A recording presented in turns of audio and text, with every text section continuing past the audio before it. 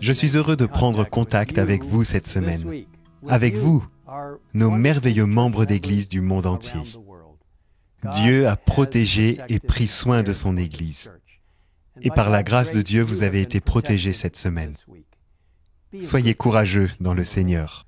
Nous surmonterons tout cela. Et vous aurez l'occasion, avec la pleine participation des membres, d'interagir avec les autres, tout en utilisant votre masque et une distance sociale appropriée. Il y a peut-être un membre d'église, une personne âgée qui ne peut pas aller faire ses courses, et vous pouvez peut-être l'aider. Il y a peut-être quelqu'un qui a besoin d'un masque, et vous savez où en trouver un, et vous pouvez essayer de l'aider. Il y a peut-être quelqu'un qui a un besoin spécifique, et vous pouvez l'encourager d'une manière ou d'une autre.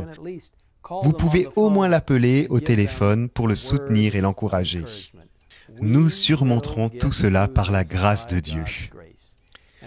Et pendant que vous ferez ces choses, vous aiderez à proclamer le message des 3 anges en indiquant aux gens la précieuse parole de Dieu d'Apocalypse 14, pour les aider à comprendre que Jésus revient bientôt. Même si nous sommes confrontés à des défis économiques dans un avenir très proche, même maintenant, confrontés au chômage et à des difficultés, Dieu prendra soin de chacun de nous. Je veux partager avec vous un beau psaume, le psaume 34, et une partie de ce psaume, à partir du verset 5. C'est quelque chose que chacun d'entre nous peut ressentir. Quelle occasion de demander au Seigneur de nous guider alors que nous faisons face à l'avenir et aux grandes possibilités de pouvoir partager sa précieuse parole et la bonne nouvelle du retour de Jésus.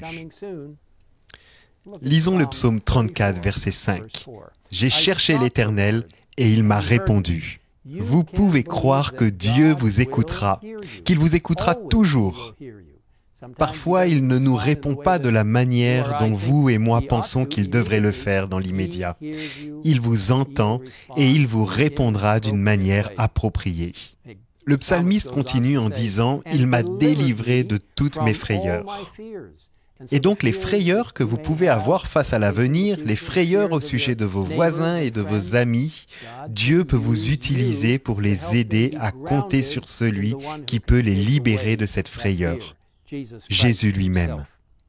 Quand on tourne les regards vers lui, vers Dieu, le Seigneur, on est rayonnant de joie et le visage ne rougit pas de honte. Vous serez étonnés. Lorsque le Saint-Esprit remplira votre cœur, votre vie, vous serez en fait rayonnant. Quand un malheureux crie, l'Éternel entend, et il le sauve de toutes ses détresses.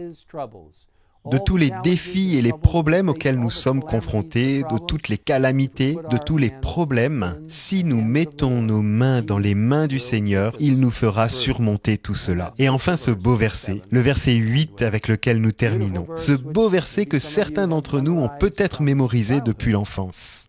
L'ange de l'Éternel campe autour de ceux qui le craignent, ou qui ont un grand respect et un grand amour pour lui.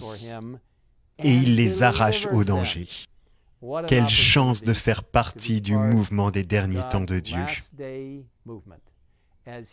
Alors qu'il nous protège et prend soin de nous et nous délivre. Juste une belle pensée tirée de Instructions pour un service chrétien effectif.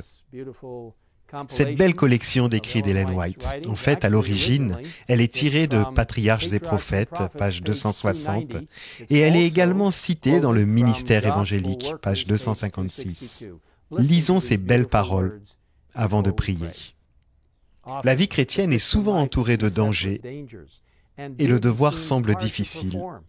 L'imagination dépeint une ruine imminente suivie de l'esclavage et de la mort. Néanmoins, la voix de Dieu dit clairement « Allez de l'avant ». Obéissons à ce commandement, même quand nos regards ne peuvent pénétrer les ténèbres. Les obstacles qui retardent nos progrès ne disparaîtront jamais devant un esprit qui hésite et qui doute.